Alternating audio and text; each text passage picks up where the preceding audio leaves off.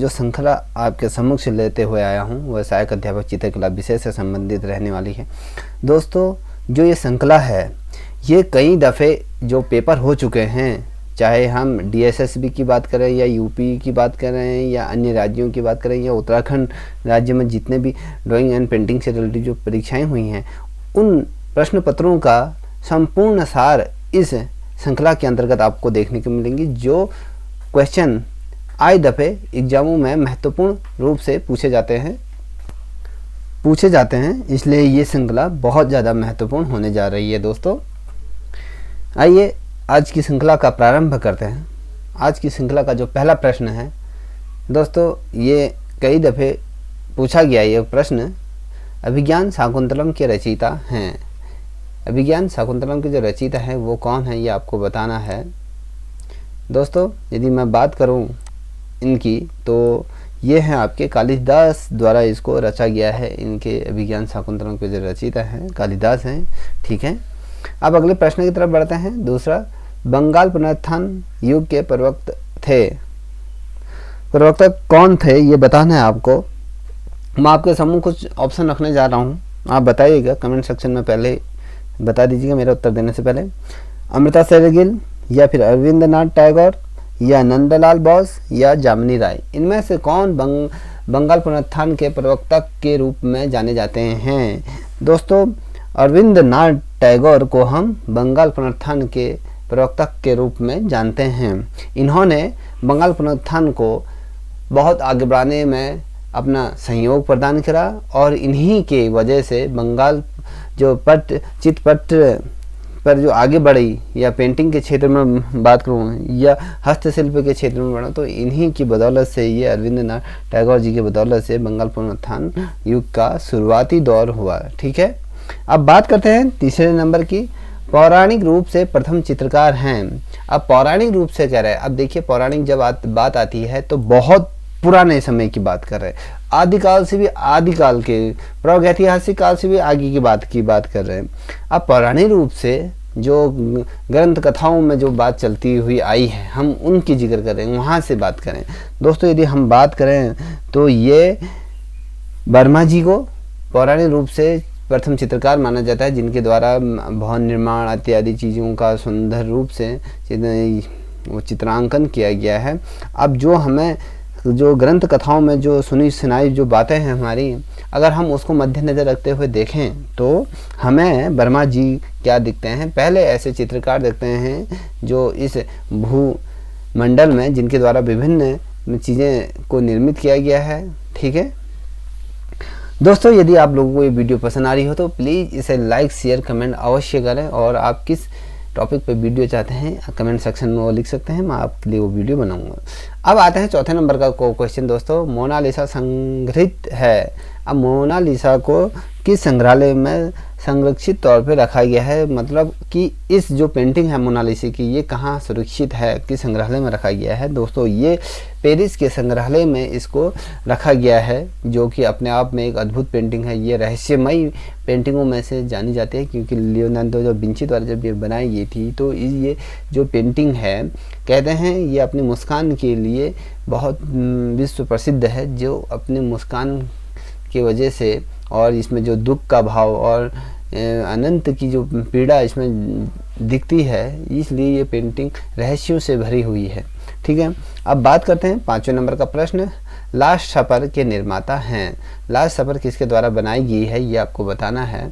दोस्तों, यदि मैं बात करूँ लास्ट सफर के जो निर्माता हैं, ये लियोनार्डो दा विंची द्वारा इसको बनाया गया है। लास्ट सफर, इसमें बहुत से एक लंबी सी टेबल दिखाई गई, उसमें बहुत से यहूदी लोगों को दर्शाया गया है, जिसमें खाना खा रहे हैं इत्यादि, ये चीज़ें वहाँ पर दर्शाई गई है।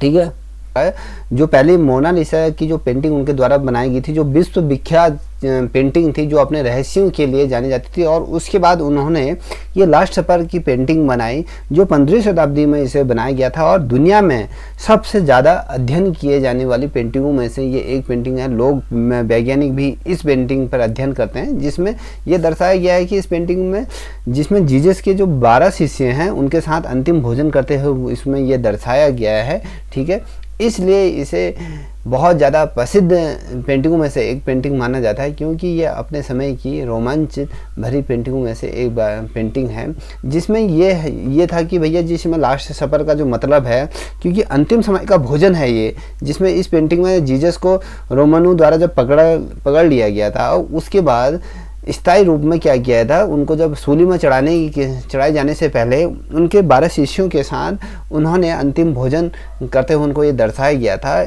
इसलिए इस पेंटिंग को लास्ट सपर कहा जाता है, लास्ट, ठीक है, इसलिए ये बहुत ज़्यादा महत्वपूर्ण है अपने उसमें।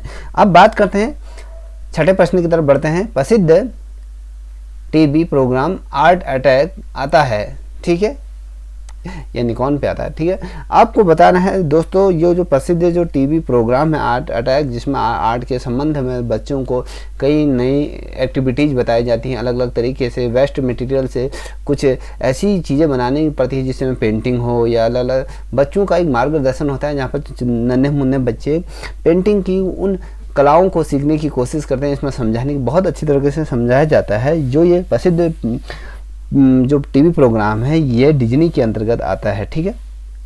अब बात करते हैं अगला प्रश्न, जो 7वें नंबर का जो प्रश्न है, कामसूत्र के रचयिता हैं। कामसूत्र के रचयिता कौन है ये आपको बताना है। वात्स्यायन द्वारा कामसूत्र को रचा गया है, ठीक है। अब बात करते हैं 8वें नंबर का जो प्रश्न है, तैली विधि में कार्य करने वाले प्रथम चित्रकार कौन हैं। तैली चित्रण में, या इस प्रकार से इस क्वेश्चन को इस प्रकार से पूछा जाता है कि भारत में तैल विधा में कार्य करने वाले प्रथम चित्रकार कौन है। अब देखिए, इस प्रश्न को इस प्रकार से भी पुटअप किया जा सकता है, तैल विधि में कार्य करने वाले प्रथम चित्रकार। अब इसमें एक शब्द आपको नहीं देखने को मिल रहा है कि भारत शब्द, इसमें प्रथम चित्रकार। अब भैया हम पाश्चात्य संस्कृति को भी देखें तो हम या भारत की संस्कृति को देखो, तो अगर हम भारत के दृष्टिकोण से देखें तो तैल विधि में जो सर्वप्रथम जो कार्य करने वाले जो चित्रकार हैं वो हैं राजा रवि वर्मा द्वारा इसे तैल चित्रों में पहली दफ़े कार्य किया गया है, इनको ये सराहा जाता है। अब बात करते हैं अगला प्रश्न, 9वें प्रश्न की तरफ बढ़ते हैं। नील नदी की घाटी में पनपी सभ्यता है। अब जो नील नदी के घाटी की सतहों तली पर साइड पर जो सभ्यता पनपी थी, उस सभ्यता का क्या नाम था वो आपको बताना है दोस्तों। यदि हम बात करें तो वो सभ्यता आपकी मिस्र की सभ्यता थी, ठीक है। नील नदी के पैरेलल जो गांव जो बसा था, जो सभ्यता पनपी थी वो थी आपकी मिस्र की सभ्यता थी, ठीक है। अब अगली प्रश्न की तरफ बढ़ते हैं। ये कह रहा है दक्षिण भारत का वह कौन सा प्रागैतिहासिक चित्रों के लिए मशहूर है। ये कौन सा स्थान प्रागैतिहासिक चित्रों के लिए महत्वपूर्ण है, यह किसका केंद्र बिंदु है। ये बेलारी नामक स्थान पर ये बहुत ज़्यादा प्रसिद्ध है, ठीक है, वेरली। अब बात करते हैं 11वें प्रश्न का। काली घाट के चित्र किस चित्रकार की प्रेरणा बने। जो काली घाट के जो चित्र बनाए गए थे उससे कौन सा चित्रकार बहुत ज़्यादा प्रभावित रहा। यदि हम देखें जो लखनऊ के जो काली घाट के जो चित्र बने हैं, इन चित्रों को जब जामिनी राय द्वारा देखा गया था तो वो इन चित्रों से काफ़ी प्रभावित हुई और इन्हें बनाने का एक अंदर उसकी प्रेरणा जागी, जिसके वजह से ये कहा जाता है कि जो काली घाट के जो चित्रों में जिन्होंने अपने जीवन का एक उद्देश्य जिसे पाया तो वो थी आपकी जामिनी राय द्वारा। ये उनको ऐसा प्रभावित किया इन चित्र का कला ने, जिससे कि वो पूर्ण रूप से चित्रकार के दृष्टिकोण से सोचने लगी और चित्र के क्षेत्र में अपना कैरियर बनाया। अब बात करते हैं अगला प्रश्न, 12वें नंबर का जो प्रश्न है, रंग क्या है। अब रंग क्या है आपको ये बताना है। कई लोगों को ये समझ में नहीं आता होगी कि रंग क्या है। ये बात करें ऑयल कलर है या एक्रेलिक कलर है या वाटर कलर है या क्या है, ठीक है दोस्तों। अगर हम रंग की बात करें तो ये प्रकाश का गुण का वह मिश्रण है जिसमें रंगों की छटा देखने को मिलती है, क्योंकि रंग की जो उत्पत्ति हुई है वो भी प्रकाश के वर्णों से हुई है, ठीक है। अब बात करते हैं अगला प्रश्न 13वें नंबर का। दजला फरार नदियों के दो आब में पनपी सभ्यता कौन सी है, ये आपको बताना है। यदि हम बात करें दजला फरार की नदियों के जो दो अवामों में जो सभ्यता बसी थी वो मेसोपोटामिया की सभ्यता बसी थी। 14वें नंबर का जो प्रश्न है दोस्तों, उत्तर मध्य क्षेत्र सांस्कृतिक केंद्र स्थित है? ये कहाँ पर ये स्थित है, ये आपको बताना है। यदि हम उत्तर की बात करें, उत्तर मध्य की बात करें, उत्तर मध्य भारत की बात करें, तो वहाँ पर जो सांस्कृतिक का जो केंद्र बना वो था आपका प्रयाग में, ये सांस्कृतिक का केंद्र बिंदु ये बना रहा। ठीक है, अब बात करते हैं 15वें नंबर का प्रश्न। बहुत ज़्यादा महत्वपूर्ण प्रश्न है, कई दफ़े क्वेश्चन पूछा गया है क्योंकि ये शैलियों से संबंधित है। ये वाला प्रश्न एग्जाम के दृष्टिकोण से महत्वपूर्ण है क्योंकि यही क्वेश्चन कई बार रिपीट हुए हैं। ठीक है दोस्तों, अब बात करते हैं इस प्रश्न की। तो ये जो बनी ठनी जो चित्रनामा जो चित्र शैली है, ये शैली का जो संबंध है वो राजस्थानी शैली से इसका संबंध है। और शैली किस पे बनी है? ये किशनगढ़ शैली के अंतर्गत बनी है। बनी ठनी का नामक जो चित्र किस शैली के से संबंधित है? तो किशनगढ़ शैली से। अब ये जो अगर हम संपूर्ण रूप से अगर देखें तो ये शैली जो शैलियों पर जो विभाजन हुआ है, ये अगर हम कहें ये किस राज्य के अंतर्गत आता है तो ये राजस्थान शैली के अंतर्गत आता है। अगर बनी ठनी शैली के अंतर्गत अगर हम देखें तो उसमें राधा कृष्ण के इत्यादि चित्रांकन किया गया है, उनके यौवन का चित्रांकन किया गया है, बाल लीलाओं का चित्रांकन किया गया है, राधा और कृष्ण से संबंधित चित्रों का राजस्थानी शैली के अंतर्गत चित्रांकन किया गया है। ठीक है, अब बात करते हैं 16 नंबर का जो प्रश्न है। रंगोली मुख्य रूप से बनाई जाती है, रंगोली मुख्य रूप से कहाँ बनाई जाती है ये आपको बताना है। यदि हम बात करें, रंगोली ना कैनवास पे बनाई जाती है, ना कागज़ पे बनाई जाती है, ना दीवार पे बनाई जाती है। सिर्फ जो रंगोली बनाई जाती है वो धरातल पर बनाई जाती है, ज़मीन पर बनाई जाती है। ठीक है दोस्तों, अब बात करते हैं अगला 17वें नंबर का जो प्रश्न है। दो बिंदुओं के मध्य की दूरी को कहते हैं। ये 2011 के जो LT का जो पेपर हुआ था उसमें भी पूछा गया था। ठीक है, और 2017 में जो यदि हम बात करें प्रवक्ता लोक सेवा आयोग के माध्यम से भी जो पूछा गया था उसके अंतर्गत भी ये प्रश्न पूछा गया है, इसलिए महत्वपूर्ण है। दो बिंदुओं के मध्य की दूरी को क्या कहते हैं? उसको हम कहते हैं रेखा।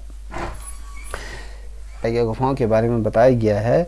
तो अजंता के चित्र संबंधित है। ये अजंता के जो चित्र है आपके बौद्ध धर्म से संबंधित है, जिसमें बौद्ध के पुनर्जन्मों के बारे में वहाँ पर चित्रांकन किया गया है। बुद्ध की अलग अलग अवस्थाओं का चित्रांकन किया गया, उसमें पद्मनासन का है, ध्यान मुद्रा में चित्रांकन किया है, राधा का और माँ और बेटे का है, और इत्यादि बहुत से ऐसे चित्रांकन इस अजंता के गुफाओं में मिलते हैं। यदि हम बात करें सबसे प्राचीन गुफाओं में से बेशुमार ये अजंता को माना जाता है, जहाँ पर हमें देखने को मिलता है कि पाश्चात्य संस्कृति के यदि हम बात करें, ये पौराणिक कथाओं के पर जो दंत कथाएं चली हैं उस पर भी संबंधित यहाँ पर आपको चित्रांकन देखने को मिलते हैं। अगर हम बात करें अजंता में तो कुल 29 गुफाएं मिले। यदि हम उसके टोटल गुफाएं बोल रहे हैं तो उसमें 30 गुफाएं मिली हैं, जबकि 29A नामक एक गुफा और प्राप्त हुई थी जो कि टोटल 30 गुफाओं में माना जाता है। ठीक है, अजंता के जो चित्र संबंधित हैं वो बौद्ध धर्म से संबंधित है। यहाँ पर 2 प्रकार की गुफाएं पाई गई हैं, जहाँ पर चैत्य और बिहार गुफाएं वहाँ पर पाई जाते हैं, जहाँ पर चैत्य। ठीक है, अब बात करते हैं 19वें नंबर की जो प्रश्न है वो है आपका भारतीय अलंकरण की प्राचीन विशेषता कौन सी रही है, ये आपको बताना है। दोस्तों यदि मैं बात करूं जो भारतीय का जो प्रश्न है उसकी तरफ हम आगे अग्रसर होते हैं। 20वें नंबर को नित्यांगना सुधा चंदन की फिल्म है। जो नित्यांगना सुधा चंदन है उनकी कौन सी फिल्म है? अगर ये प्रश्न भी बहुत ज़्यादा महत्वपूर्ण है, आप इसे नोट बनाते हुए चलिए मेरे साथ। यदि आप लोगों को ये वीडियो पसंद आ रही है तो प्लीज़ इसे लाइक शेयर कमेंट अवश्य करें। जितने भी नए सब्सक्राइबर इस चैनल से जुड़ रहे हैं तो इसे प्लीज़ सब्सक्राइब अवश्य करें। दोस्तों जो नित्यांगना जो सुधा चंदन की जो फिल्म है वो है आपके नाचे मयूरी करके, ये उनके द्वारा फिल्म में चित्रांकन किया गया है। अब बढ़ते हैं 21वें नंबर की जो प्रश्न है वो प्रति 3 वर्षों में होने वाली अंतर्राष्ट्रीय चित्रकला प्रदर्शनी को क्या कहा जाता है? दोस्तों जब 3 वर्षों में जो पेंटिंग प्रदर्शनी होती है तो उसे तिनाले कहा जाता है। अंतर्राष्ट्रीय स्तर पर इस पेंटिंग का आयोजन किया जाता है, इसे तिनाले कहा जाता है कि 3 वर्षों में आयोजित होती है, इसलिए इसे तिनाले कहा जाता है। अब बात करते हैं अगले प्रश्न की तरफ बढ़ते हैं। ये है आपके वास तकनीक की रेखाएं भारतीय कलाओं से प्रेरित है लेकिन तकनीक है।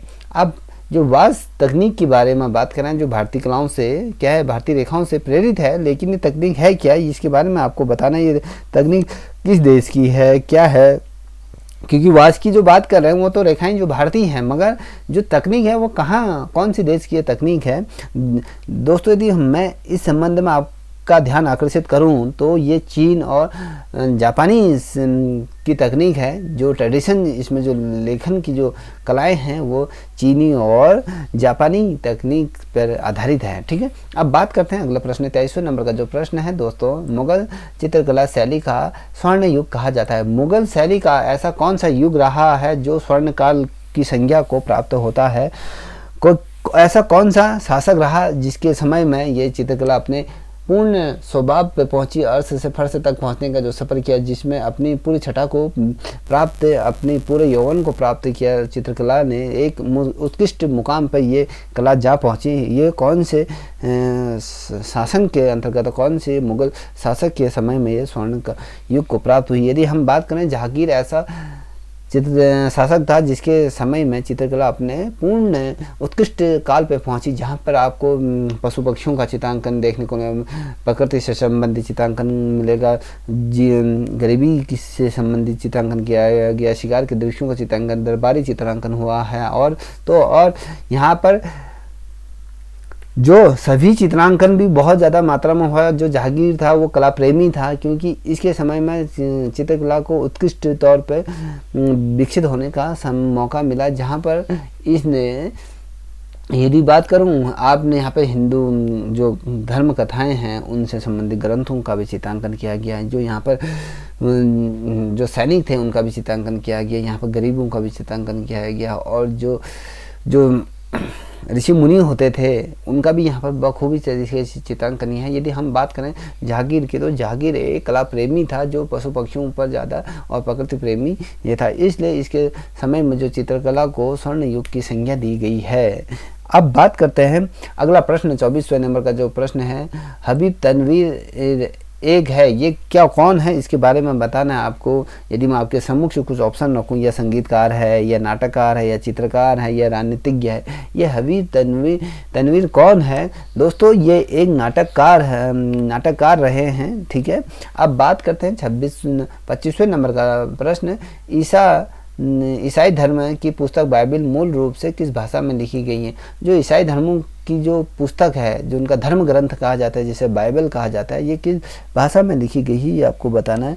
हेब्रू भाषा में इसे लिखा गया है। ठीक है, ये ध्यान रखिए, हेब्रू भाषा में ये बाइबल को लिखा गया है। अब बात करते हैं 26वें नंबर का प्रश्न, तोमर द्वारा लिखित महाकाव्य का क्या नाम है?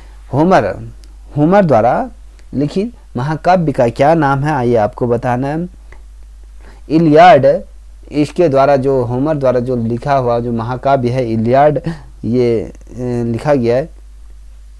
ठीक है, अब बात करते हैं अगला प्रश्न 27वें नंबर का प्रश्न, नई फिल्म रंगरसिया की चित्रकार पर आधारित है। दोस्तों ये कौन सा चित्रकार है जिसके जीवन पर रंगरसिया फिल्म को बनाया गया है? दोस्तों यदि मैं बात करूं, ये राजा रवि वर्मा के जीवन पर आधारित है, जिन्हें वास्तु तकनीक और छापा पेंटिंग कला का श्रेय जाता है, बंगाल पुनरुत्थान का भी श्रेय। जो बंगाल में जो एक क्या कहें कला को एक उजागर करना है, या कहें उसमें लॉ का जो कार्य किया इनके द्वारा किया गया है ये, क्योंकि ये इस भारतवर्ष के आधुनिक चित्रकारों में से सर्वाधिक प्रसिद्ध चित्रकारों में से एक चित्रकार रहे हैं, जिनके जीवन पर रंगरसियन नामक चित्रकारी बनाने का और या कहें फिल्म बनाने का क्या है श्रेय जाता है। अब बात करते हैं 28वें नंबर का प्रश्न, अमृतत्व की कला किस देश की प्राचीन कला को कहा जाता है? अमृतत्व की कला किस देश की प्राचीन कला को कहा जाता है? यदि मैं बात करूं दोस्तों, ये मिस्र की कला को कहा जाता है। मिस्र ऐसा देश है जहां पर अमृतत्व की कला के तौर पे इसे जाना जाता है। प्राचीन कला को ये कहा जाता है, ये मिस्र देश में चित्रकला की हर विधाओं से परिचित है, या उसमें कला के बारे में बात करें, या रेखाओं के बारे में बात करें, या रंगों के बारे में बात करें, या प्रकृति के बारे में बात करें, या सामाजिक जीवन के बारे में बात करें, तो वो कौन सा सम्राट है जिसके समय में चित्रकला को सबसे अच्छा समझा जाता था? दोस्तों ये चित्रकार और कोई नहीं, ये है आपका जहांगीर है, जो सबसे अच्छी तरीके से चित्रकला को समझता था। अब बात करते हैं चार मीनार कहाँ स्थित है। अगला प्रश्न, चार मीनार कहाँ स्थित है दोस्तों, ये आपको बताना है। देखिए दोस्तों ये हैदराबाद में स्थित है। आप सोच रहे होंगे कि ये बहुत सिंपल से क्वेश्चन है, नहीं दोस्तों, इसी प्रकार से प्रश्न पूछे जाते हैं, क्योंकि हम सोचते हैं कि हम डीपली प्रश्नों को नहीं देखते हैं, इसलिए ये प्रश्न पूछे जाते हैं। अब बात करते हैं 31वें नंबर का जो प्रश्न है, जहांगीरकालीन भारतीय सुंदरी चित्र किस संग्रहालय में स्थित है। जो जहांगीरकालीन समय में एक सुंदरी का जो चित्रांकन किया गया है वो किस संग्रहालय में उसको सुरक्षित तौर से रखा गया है, ये आपको बताना है। दोस्तों ये राष्ट्रीय संग्रहालय नई दिल्ली के अंतर्गत इसे रखा गया है। अब 32वें नंबर का जो प्रश्न है, तिआयामी कला कौन सी होती है, ये बताना है आपको। देखिए तिआयामी कला किसके समकक्ष से रखा जाता है, कौन से इस कला को जानते हैं। मैं आपके समूह से 3-4 ऑप्शन रखूंगा, उसमें से आपको बताना है। कमेंट सेक्शन में जाके इस प्रश्न का मेरे प्रश्न उत्तर देने से पहले इसे कमेंट कीजिए। यदि मैं बात करूं मूर्तिकला, संगीत कला या चित्रकला या नृत्य कला, इनमें से कौन सी चित्रकला को तिआयामी कला के तौर पर जाना जाता है, अब बताइए आप। दोस्तों यदि मैं बात करूं जो तिआयामी कला है वो मूर्ति कला को समर्पित है, क्योंकि तीनों रूपों में जो उसका घन का जो पृष्ठ दिखाई देता है, कहते हैं ना कि घन का जो पृष्ठ दिखाई देता है वो तिआयामी तौर पे दिखाया जाता है। किसी फल को अगर आप देखोगे तिआयामी रूप से दिखता है, तो किसी हम मूर्ति को देखते हैं तो वो तिआयामी दिखती है। इसलिए तिआयामी कला कौन सी है, तो वह है आपकी मूर्ति कला को तिआयामी कला के तौर पर जाना जाता है। अब 33वें नंबर का, रोडस के द्वारा किन रंगों को दृश्यानुभूति होती है। ठीक है, अब ये बताना है दोस्तों जो रोडस होता है, जो आपकी आंखों के पीछे की जो पुतली में जो होता है, वो किन रंगों को दृश्यानुभूति होती है, तो वो सफ़ेद और काले रंग की इसके अंतर्गत क्या होती है, दृश्यानुभूति होती है। किसी दृश्य को देखिए जो हमारे मन को जो शांत और सुकून पहुँचता है, उसको ही दृश्यानुभूति कहते हैं। यदि कोई चित्रकार द्वारा किसी पेंटिंग को उकेरा गया है, तो जब दर्शक द्वारा उसको देखा जाता है तो उसकी आंखों के पीछे रोडस पट पर क्या बनता है, एक तिआयामी आकृति बनती है, जिसे दृश्यानुभूति कहते हैं, जो मनुष्य को कहीं ना कहीं सुकून पहुंचाता है। अब बात करते हैं 34वें नंबर का जो प्रश्न होता है, वो कोलाज चित्र का माध्यम क्या है। कोलाज चित्र का जो माध्यम किसे माना जाता है। दोस्तों यदि हम बात करें कोलाज की, तो वो आपके जो कागज़ की छोटे छोटे कतरनों को चिपका के उसको बनाया जाता है, इसको क्या कहते हैं, कोलाज कहते हैं। छोटे छोटे कागज़ के टुकड़ों को बनाया जाता है, एक करके पेंटिंग बनाई जाती है, तो उससे ये कहते हैं। ठीक है, अब इस पर थोड़ा सा मैं प्रकाश डालूंगा कि ये बहुत ज़्यादा महत्वपूर्ण प्रश्न है, क्योंकि ये कई दफ़े पूछा जाता है के चित्रों को एक जगह पर सजाया जाता है, जिससे उसको बनाने की कोशिश की जाती है, और इन चीज़ों को संयोजन करके जो बनाया जाता है उसे हम क्या कहते हैं, कोलाज कहते हैं। ठीक है, अब बात करते हैं अगला प्रश्न है आपके सम्मुख से 35वें नंबर का जो प्रश्न है, किसी भारतीय चित्रकार को सर्वप्रथम पद्मश्री से अलंकृत किया गया है। ऐसा कौन सा भारतीय चित्रकार है जिसे सर्वप्रथम क्या किया गया था, पद्मश्री पुरस्कार से सम्मानित किया गया है, वो कौन सा चित्रकार है, आपको बताना है। दोस्तों यदि मैं बात कहूँ जो ये चित्रकार हैं आपके सम्मुख से, आपके दिमाग में अभी चल रहा होगा कोई M.F. हुसैन तो नहीं है, या राजा रवि वर्मा तो नहीं है, या रविंद्रनाथ टैगोर तो नहीं है, नंदलाल बसु तो नहीं है। दोस्तों यदि इनमें से कोई नहीं है, दोस्तों यदि मैं बात करूं तो ऐसे कोई नहीं है। दोस्तों यदि मैं बात करूं जिस भारतीय चित्रकार को सर्वप्रथम जो पद्मश्री से जो अलंकृत किया गया था, वो कोई और नहीं सुधीर रंजन खतगिरी को दिया गया है ये पुरस्कार। ठीक है, पहले ऐसे चित्रकार है सुधीर रंजन जी को ये पुरस्कार दिया गया। अब बात करते हैं 36वें नंबर का जो प्रश्न है, रॉक गार्डन किस शहर में स्थित है। आप सभी को पता होगा कि रॉक गार्डन के स्थान पर स्थित है। रॉक गार्डन आपके चंडीगढ़ शहर पर स्थित है। कभी क्वेश्चन आ जाता है कि इसी से संबंधित पूछे जाते हैं, इसलिए महत्वपूर्ण है। यदि मैं आपको रॉक गार्डन से संबंधित कुछ तथ्यों की यदि मैं बारे में बात बताऊंगा, तो इसके एक नई वीडियो में आपके सम्मुख से लाऊंगा, उसमें विस्तार पूर्वक इसके बारे में बताऊंगा, इसकी पेंटिंगों के इसके क्या है, इसके पीछे का रहस्य। ठीक है, अब बात करते हैं 37वें नंबर का जो प्रश्न है, गर्म रंग कौन सा होता है, आपको बताना है गर्म रंग कौन सा होता है। दोस्तों हम गर्म रंग की यदि बात करें तो वो ना बैगनी होता है, ना हरा होता है, ना भूरा होता है, वो होता है आपका लाल रंग को गर्म रंग माना जाता है। अब आते हैं दोस्तों 38वें नंबर का जो प्रश्न, 38वें नंबर का जो प्रश्न, नारंगी रंग किन रंगों से मिलकर बनाया जाता है। दोस्तों देखिए, यदि आप लोगों को ये सीरीज़ पसंद आ रही हो तो प्लीज़ इस चैनल को सब्सक्राइब करें और कमेंट सेक्शन में अपना सुझाव अवश्य दें। ठीक है, नारंगी रंग किन रंगों से मिलकर बनता है? तो यदि हम बात करें नारंगी रंग की, जो पीला और लाल रंग से आपको नारंगी रंग प्राप्त होता है। अब 39वें नंबर का जो प्रश्न है, खजुराहो किस कला के लिए प्रसिद्ध है? खजुराहो किन चीज़ों के लिए प्रसिद्ध है आपको बताना है। यदि हम बात करें खजुराहो वास्तुकला के लिए प्रसिद्ध है, ठीक है, खजुराहो वास्तुकला के लिए प्रसिद्ध है। अब 40वें नंबर का जो प्रश्न है, इंद्रधनुष के रंग का क्रम क्या है, ये बताइए आप। देखिए, यदि मैं बात करूँ इंद्रधनुष के जो रंगों का जो कालक्रम है, पहले तो आता है आपका बैगनी, फिर नीला, फिर आसमानी, फिर हरा, फिर पीला, फिर नारंगी, फिर लाल। इस क्रम में इसे रखा जाता है। पुनः मैं रिपीट कर रहा हूँ आपको, ये नोट कर लीजिएगा। जो पहला आता है आपका बैगनी, फिर नीला, फिर आसमानी, फिर हरा, फिर पीला, फिर नारंगी, फिर लाल। इस क्रम में इसे सुसज्जित किया जाता है, ठीक है। 41वें नंबर के प्रश्न की तरफ बढ़ते हैं। पेस्टल रंगों के लिए प्रयुक्त माध्यम या कागज होता है कौन सा? हम पेस्टल रंगों को जब हम प्रयोग करते हैं, वो किस माध्यम में उसका प्रयोग करते हैं? ऐसा कौन सा धरातल होता है जिसमें इसको अच्छी तरह से प्रयोग किया जाता है? मैं आपके सामने से कुछ चीज़ें रखता हूँ।